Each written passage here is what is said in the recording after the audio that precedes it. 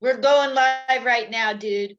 Hell yeah. This is Jonathan Tyler Wood with the one and only Linda Marcus Smith. And listen, all you bitches and displaced comedians, I'm talking to all y'all because I know you saw my fucking post last night. Hi, haters. She's been trying to get me to do this for 2 years. I'm the best motherfucking comedian she's had. Do it, especially from that group out of all 10,000 of you bitches. So, hi. I'm not lifting a comedic cuticle to help any of y'all. Fuck y'all. Anyway. He's not bitter. He's just honest. Yeah, that's right. I'm like Mark Maron honest. Like, just so hi, all of you. You're all going to be reaching out to me on DM one day saying, can you do something for me? And I'm like, oh, hi, you comedic Conchosaurus Rex, open mic, hack shack, beta ass bitch. No. Sorry, let me put in this meeting ID. Oh, man.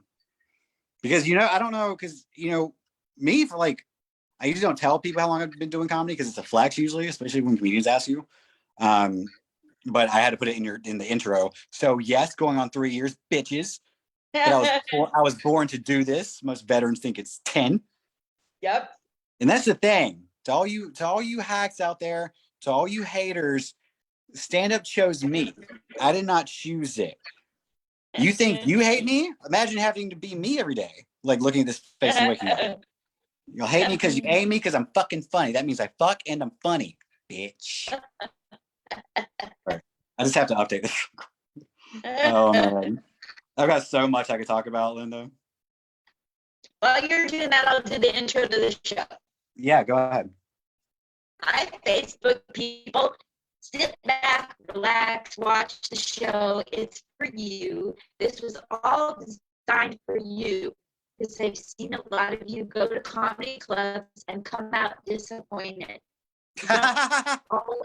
You may not know what kind of comedian you like. You might not even know who you're going to see. You just want to go laugh. And you come away and you didn't laugh. Now you can get to bond and get to know comedians, what they're like off stage, so you can see if you want to go weird out.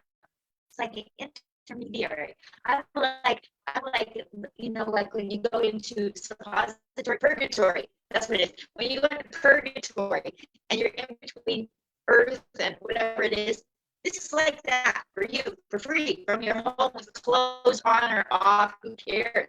We don't care anymore. I don't care what gender. I don't care if you're fluid or dried up like me. I don't care. Just sit back and watch the fun.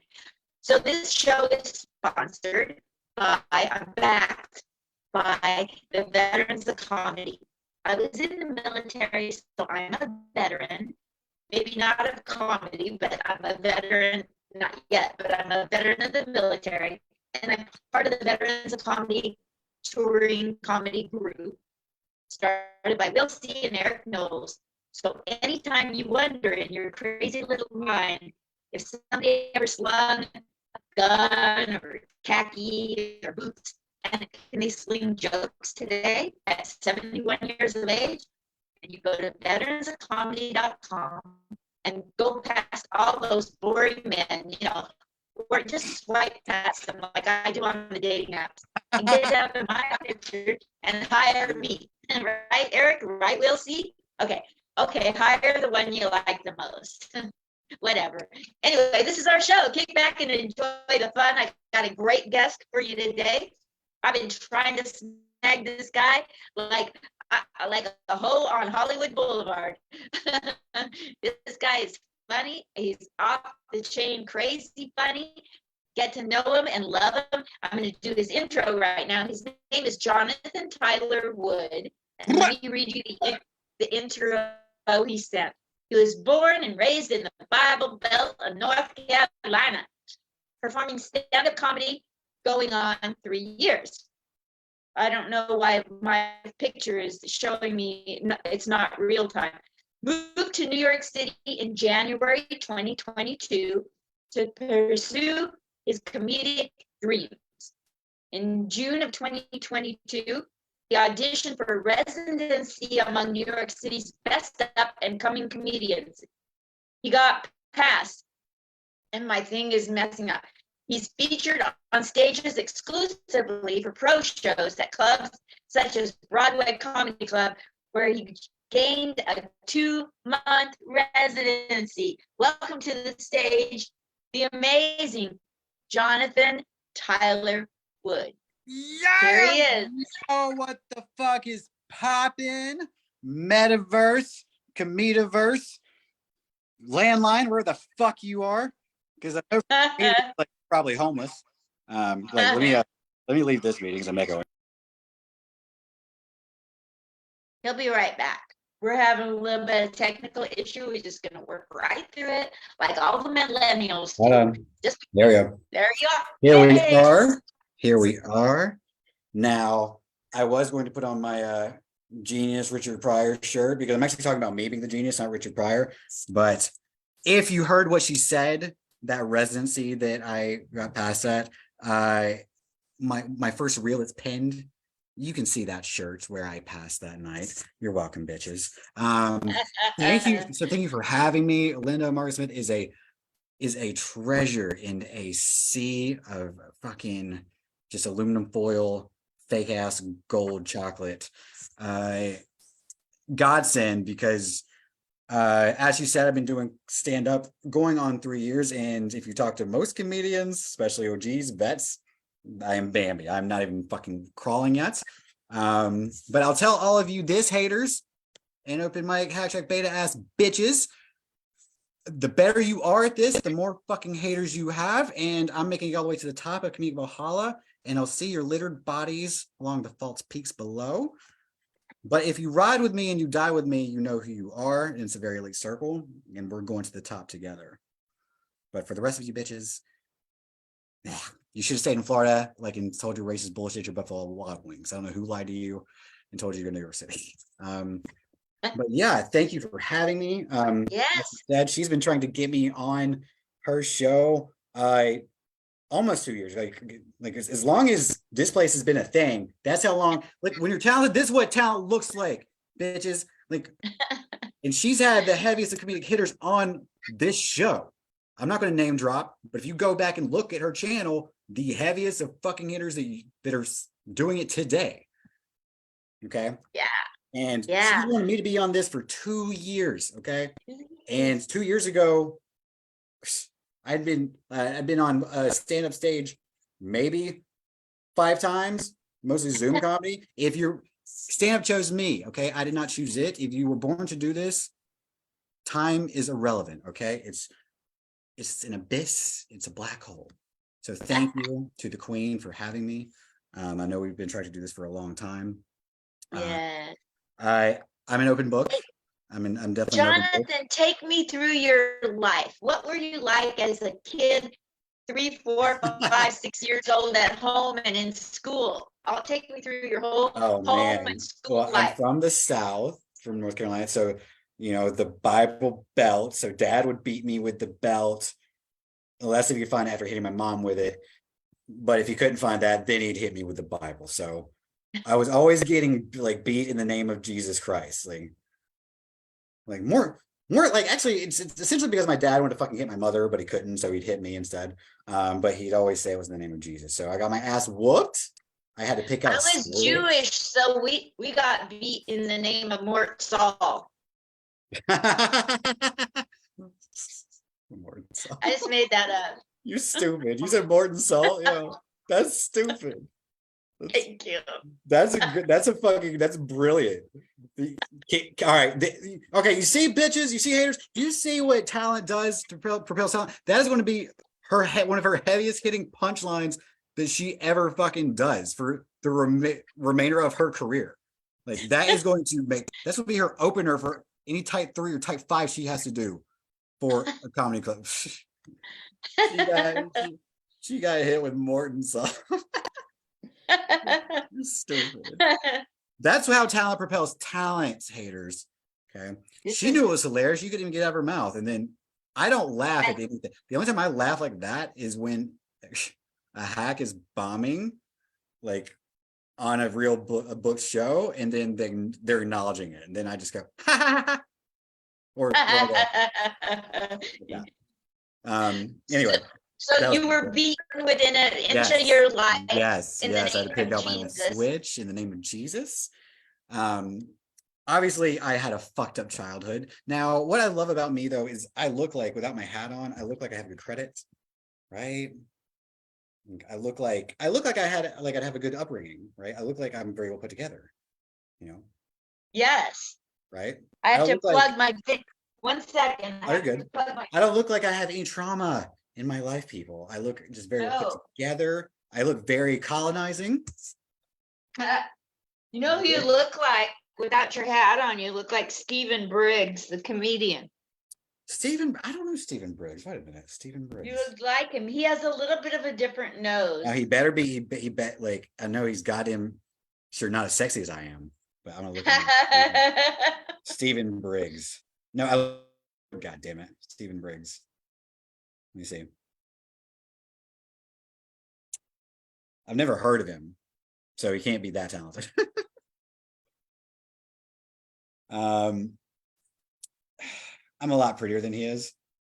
Do you want to know how I know I'm going to make it and he's not? If you Google my name, I'm the whole first page of the Google algorithm. No way. I swear to God, do it. You can do it right now. Okay, I'll do it right now. All you hate and all you haters, all you open mic hashtag beta ass bitch haters, Google Jonathan Tyler Wood right now.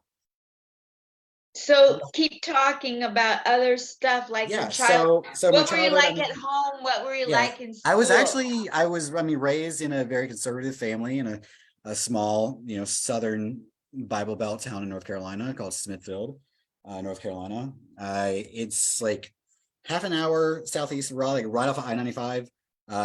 Most people are like, oh, hi, that's where the fucking outlets are. Yeah, sure. So, raised in a very conservative Southern Baptist Christian family. No, wait. Page 1 of Google. Oh, yeah, keep scrolling down. Keep scrolling down. Yeah. Yeah, the thing, if you're number one, if you're actually, and if you just put like Jonathan TY in, it would finish, and it will finish doing Jonathan Tyler Wood. Okay, I haven't paid for a cent of advertising. I've not paid for a dime, and she kept scrolling, which y'all can do that on your own time. I'm the whole goddamn first page. Okay, you hear me? And I'm basically every image. Like, and Dave Chappelle said it best. I'll get back to my childhood, but for anyone out there who really wants to do this, stand up. Like, if you want to make it to the top, it would take everything you have. Everything. And I do mean absolutely everything. That's why Dave Chappelle had a mental breakdown for 3 years. So if you really say you want this, you have to be at the point where you have to say stand up shows you. You not choose it. I couldn't quit if I tried. So you have to say what is important in your life and say fuck all of that. Like, and are you willing to risk that? Anyway, back to childhood. So I'll kind of preface it like this. Every comedian that I've talked to, even when I initially started, they either have one of two quintessential stories of how they got into stand-up. Like, they either always knew inherently that they were funny based on what other people had told them, or they always had an inherent love of the art of stand-up, watching stand-up from an early age. I am neither of those. I'm the most unorthodox stand-up creation that I know of, because I was not funny. I was not funny until I was 31. What happened to make you funny? I'm 34 now. So basically, like when you have gas logs, right? And you have the pilot light, like you turn the gas all the way up first before the pilot light's ignited. Basically, I was a comedic, cosmic, perfect storm, right? I had all of the factors, right, to make me that perfect comedic cosmic storm. I just needed the catalyst. I just needed the pilot light. And I had that, like, basically I gained that catalyst, that pilot light in my late 20s when I was around 28. Basically that just blew the fucking Chernobyl nuclear reactor top off of everything. And then basically I moved from North Carolina to Salt Lake City to get, to grow as a human being, because I had to get away from that, because at the time I was still smoldering. I wasn't, that beautiful comedic Chernobyl form that you see before you. So I had to grow as a person. So I basically I said to myself, when I was in like basically the fucking throes of the Bermuda Triangle of Hell, of all that, which, trauma, triangle of hell, I slowly, I realized, I was like, my mental health is slipping. And my mental health doesn't, it does not, I've never, had that introspective moments. It's like, my mental health is slipping. That's, for me, that is nuclear reactor, category 5, red alert. We have to change something. So essentially I got my tax refund. And I told my family, my direct family, I was like, hey, fam, I'm moving to Salt Lake City. Because I used to be a marathon runner once upon a time. That was my outlet before stand up. And I knew one person through Instagram, only through Instagram. And I always see their posts, and I was like, God damn, it looks like a fucking postcard.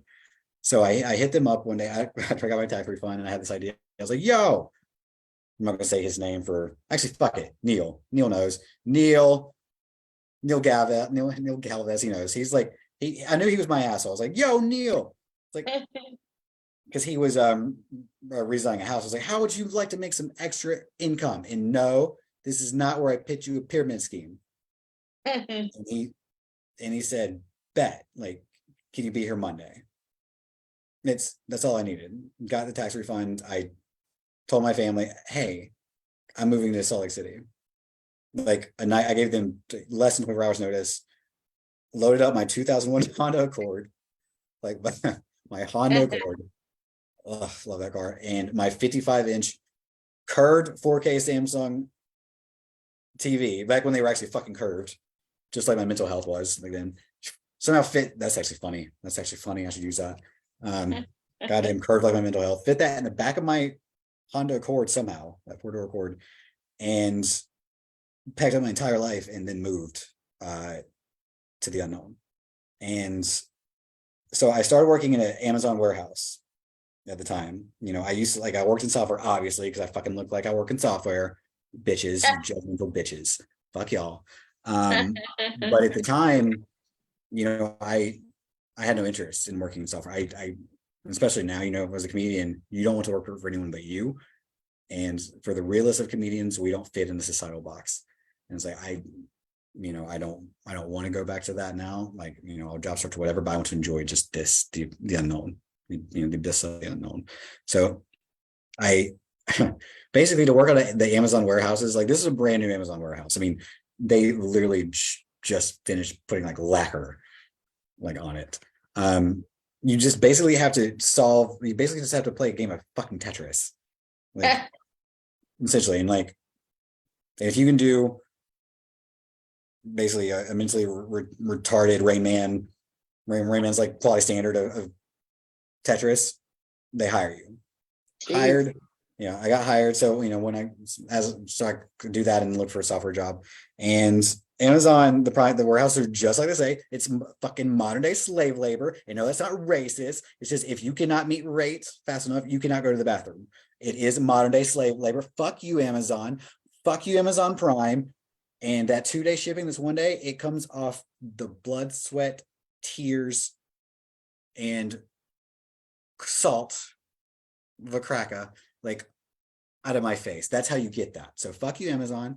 But obviously, Amazon, you have a 30-minute lunch break, and you have those long tables, right? The long picnic style tables, like picture lunch in the cafeteria in high school. Picture that, right? You have all your mean girl groups. You have your jocks, you have your nerds, you have your jockey nerds, you have all those different fucking groups, right? Obviously, I attract everything and everyone because I am a comedic abyss of a black hole. So toxic, healthy. So my lunch table, obviously, all forms of life, all walks of life, very eclectic, engagement of conversations we would have in this 30 minutes. And essentially how I discovered I was funny is that during these very eclectic, profound conversations that we would be having. Basically, I was always the one making the fucking very deep metaphysical profound points among the table, and I would always get absolutely fucking livid because the entire table would be laughing hysterically, not even 30 seconds into what I was saying, and I didn't understand it, and I'd always ask, I'd be like, what the fuck is so goddamn funny? This is not funny. This is not a goddamn laughing matter. I am being fucking profoundly serious. And it happened every day, over and over, over and over and over. And much like that catalyst, like that, you know, that gas, like that pilot light kind of moment after about 3 months of this happening every day. It was like midweek, I think it was like on a Wednesday. They're laughing, not even 30 seconds into my fucking metaphysical profound point, and it makes me livid. So I just stopped, and I was like, fuck y'all. And then I was like, Jerry, is it the way I fucking talk? Jerry looks at me, it's back up. After about 5 seconds. Yeah. Really? What?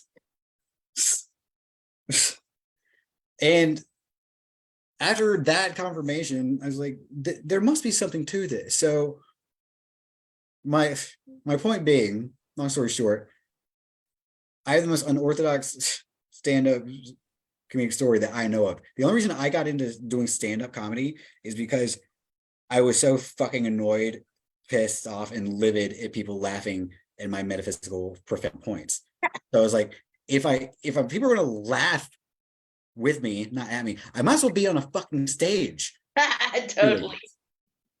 So that's really, I mean, and that story, no one gets that story. Now the whole world is going to get it. You're welcome, haters. You open my Back to the haters. because everybody says like, yeah, he's an enigma, he's a mystery.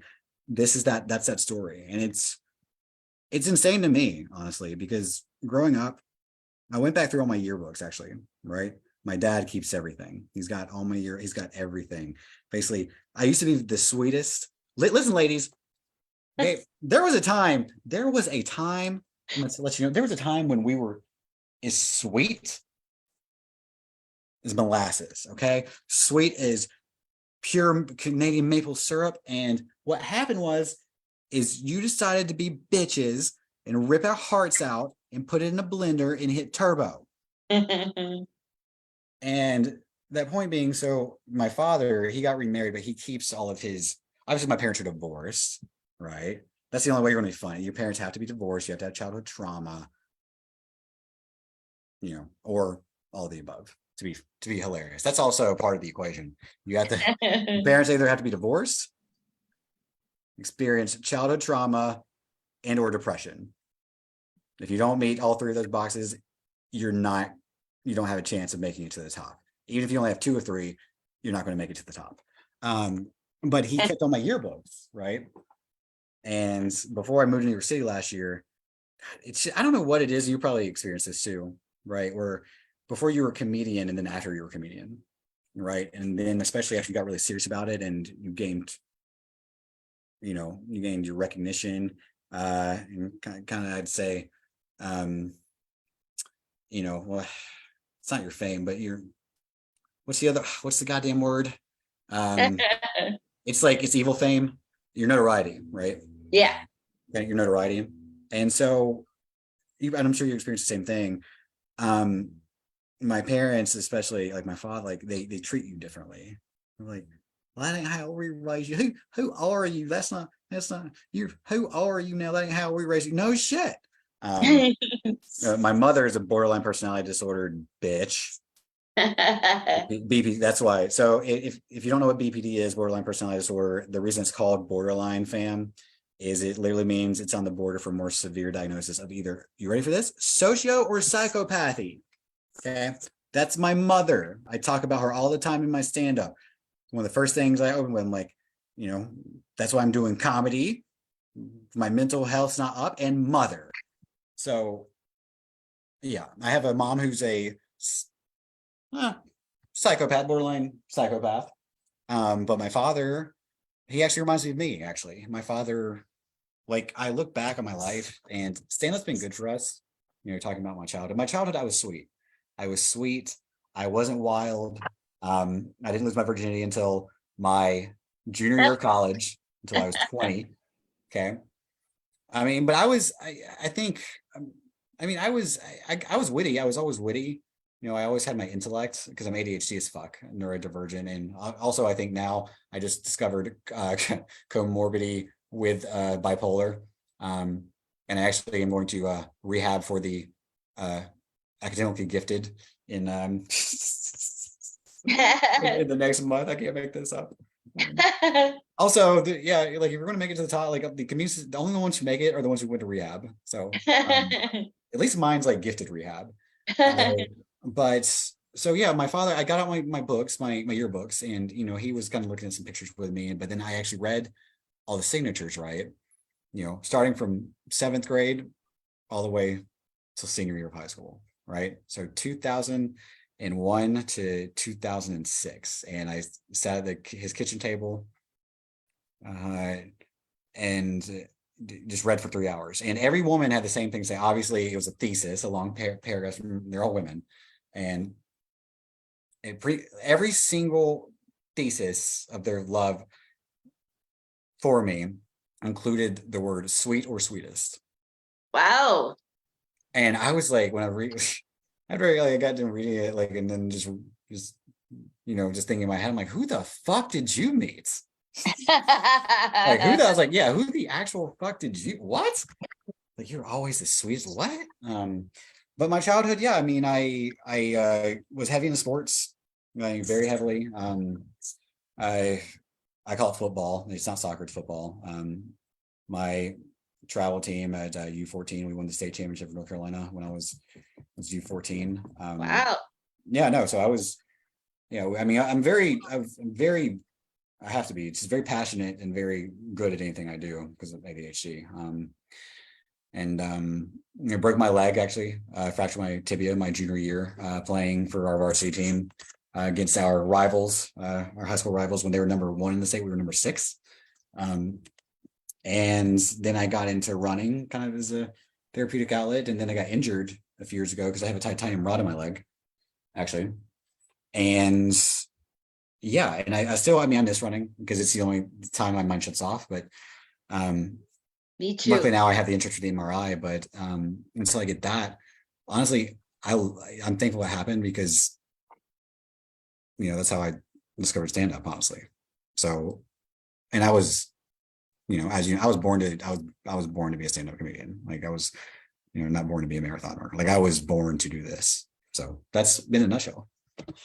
So talk to me about the very first time you went on stage. How did it go? And how did you wind up with a 2-month residency with Al Martin? Lucky dog. What did you say? What about the lucky dog part? You lucky dog, you won a 2-month residency at like they ain't listen, I make my own look, all right? Fucking Billy Zane. I make my own goddamn look. All right. You hear me, all you open mic #beta ass bitch haters. Trash talking. Nothing lucky about making it in stand-up. Okay. It takes everything coming together at the right time. But Dave Chappelle said it best. If you can't be undeniably funny, you better be goddamn undeniably interesting. I'm both. Right. It's not enough to just be undeniably funny. You have to be authentic. You got to be authentically you on and off stage. And that's where a lot of you fucking hacks will never make it because you're always trying to mimic someone else. And you'll never find your own authentic comedic voice by mimicking other greats. Even me, hell, there's a comedian in Salt Lake City. My last open mic I did there, I've been gone from 6 months, about in LA off the scene. He tried to do dark and blunt and just raw, like same material, but like he tried to be me. Bombed his fucking gay dick off. And he kept pushing. He kept pushing for, like, he was hosting, so he did like 4 or 5 minutes, but he kept pushing. He tried to actually keep going darker and keep blaming the audience, like, oh, y'all don't like dark. And it was amazing watching him because he never bombs. He knows who he is. I'm not gonna mention him on here because he still follows me. Hi, you know who you are. I'm gonna say SF. You know who you are.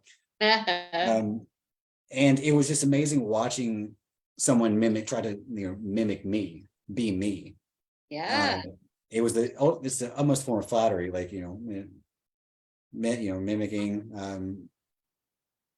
So you started in Salt Lake. I started in Salt Lake. My first time on stage was December 2019. What stage?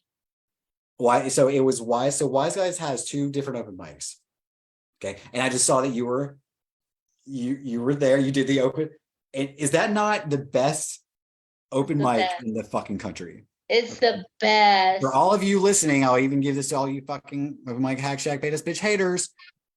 The best open mic in the entire country is Wednesdays, main showroom, Wise Guys Comedy Club in Salt Lake City, Utah.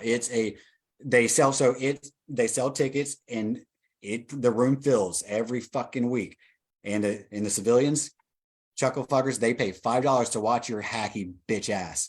So bad. You're such a trash talker. Oh, me? No, I just keep it 100 because I know that everybody's going to see this on Displace and everywhere else. So this is the things I've been wanting to say for a long time. Now that, and the thing is that me, like these are all things that I would say to any one of them, like individually. So you do comedy in Salt Lake. So that's where I did the first one, December 2019, right? I had a set written out for a year. Because ever since Amazon, I wrote it out. I had it written for a year, and I started working somewhere else, and I got off of work early that night, and it just happened to be Tuesday, and obviously Wise Guys had been in my bullseye target focus for a year now.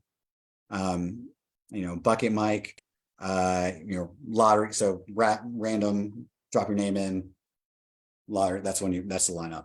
So I call because they basically say you need to check in by, because it's just like the main room, you got to check in by 7:30. They want you there by 7. No ifs, ands, or buts. I'm on the metro. I look at the website, look at the info. It's 7:10, right? When I call, I'm like, yo, I'm like, I was like, can I please still go up? It's my first time. I had to sit written out for a fucking year. Like, make exception tonight. But they actually, if you call Wise Guys, that main number, it actually reroutes you to the Ogden location. Oh. Yeah. So they're like, so they don't even, they said yes, but they didn't even fucking, right? They didn't even know. So I walk in, she still works there, probably the same main host who fucking hates me, hostess. She hates me for all the right reasons, but so Courtney. I'm busted. Why? Yeah. I'm like, now you look like yes. Steven Listen, Briggs. Courtney. Listen, she loves to hate and hates to love me. Okay, it's like a star-crossed lover that doesn't love you back. Like she hates me for the same reason that open micers hate me. Like you. Yeah, because there's only one. There's only one host. Totally. I met her the minute I walked in. I said, wow. I hope she does. I hope she sees this too. So that began our beautiful eclectic relationship. And yeah. Now so we had Cassie, the manager that was at Wise Guys in Salt Lake, is now in Vegas. Cassie. Yeah. Oh, I love Cassie. I do too. I love Cassie, and then I love Asa. I love Asa. So here's the thing: you're going to see me featured for. I ain't going to say who his fucking name is. Heavy fucking hitter, and he already goddamn greenlit teed me his feature spot when he headlines main weekend at Salt Lake City. Wise Guys, bitches. May at Salt Lake. You heard it here, yeah. Like, and if you say bullshit, I will drop the fucking DM. What city are you in right now? I mean, right now I'm back home in North Carolina. I'm in Raleigh, which the best joke that Raleigh, North Carolina has is that they actually say they have a comedy scene.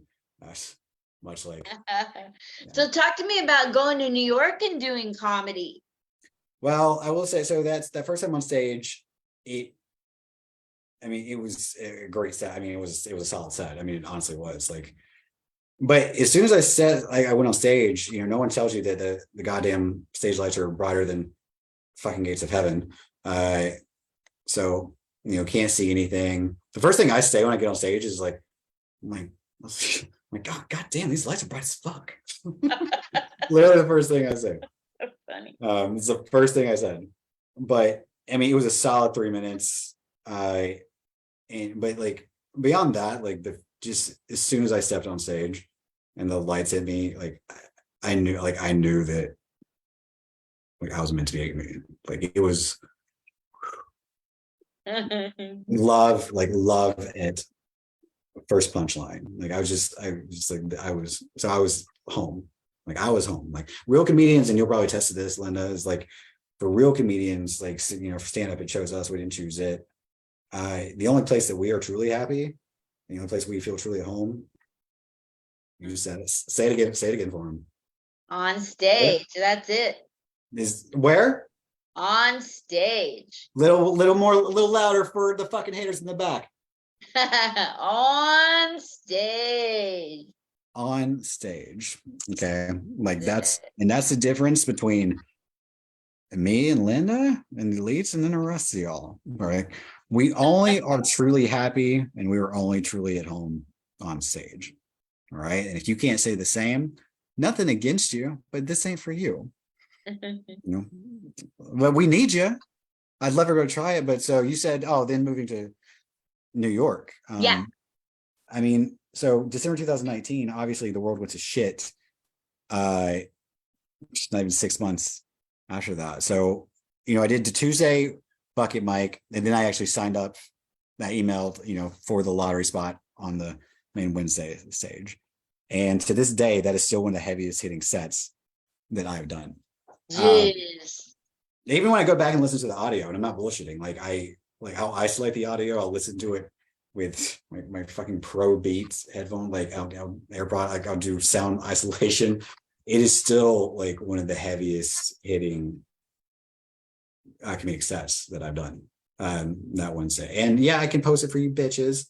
It's actually on my Facebook, but it was kind of surreal though, because if you have that, stand up is a roller coaster, right? And even if you have talent, you have to bomb. I mean, it's not even bomb, open, you have to fail at open mics.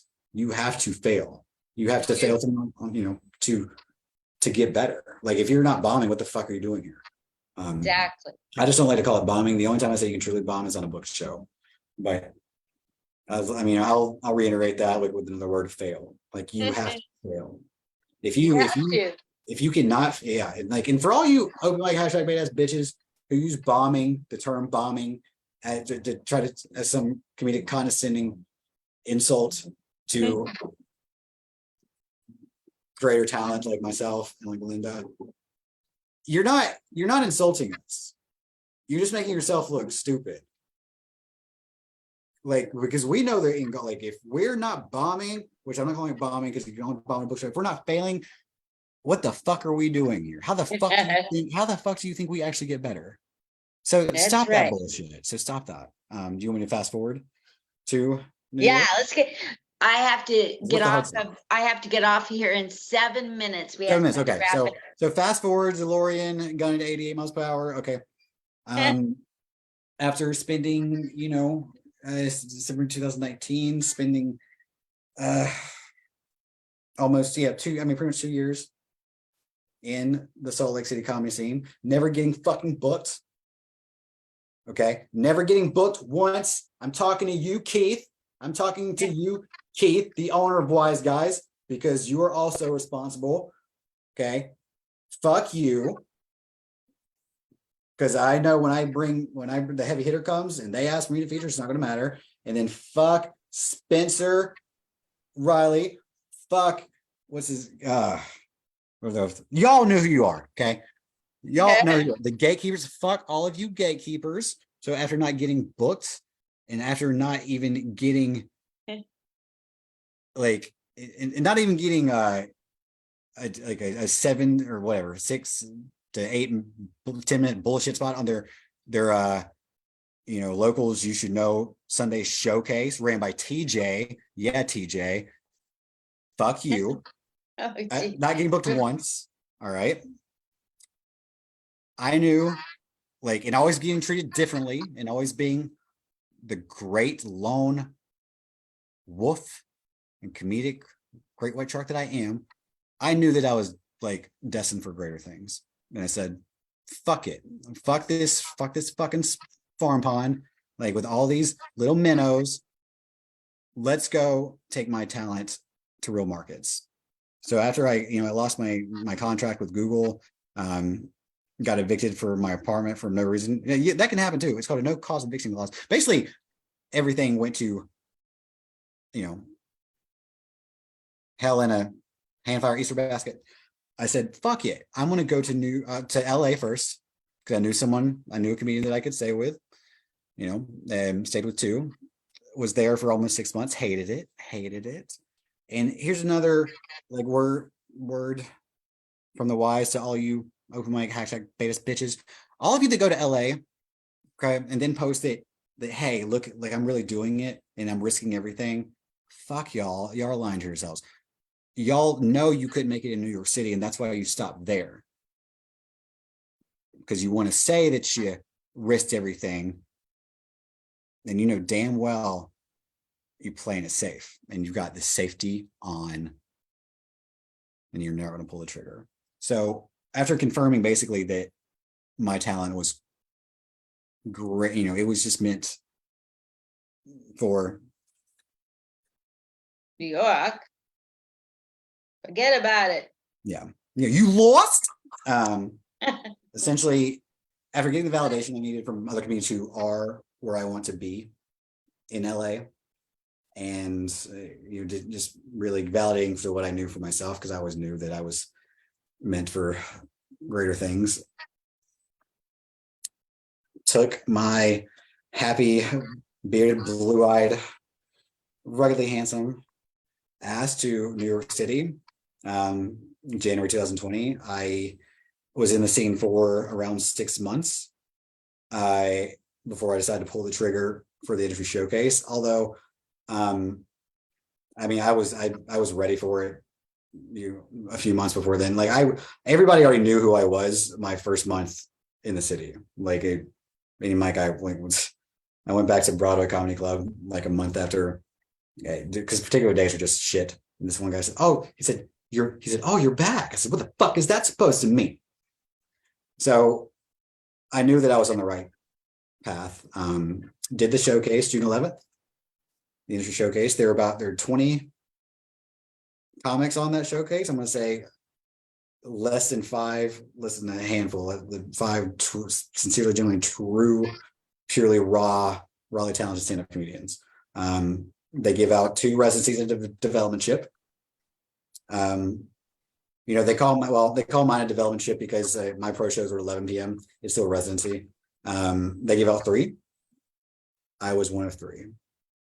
So cool. Got to show up, got to go with the product, show up, show out, tell my jokes, go the fuck home, and not have to bring a goddamn soul but myself. On the That's with, so cool. With comedians who've got real credits and real heavy credits. Yes. Now you're in North Carolina, did you say? Temporarily, because this is where my academically gifted rehab is.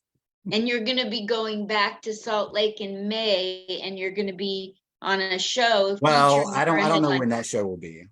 Okay, cool. Honestly, but like they're all going to have an aneurysm when they see me featuring for the heaviest of hitters, and not one of those gatekeepers can do a goddamn gatekeeping thing about it.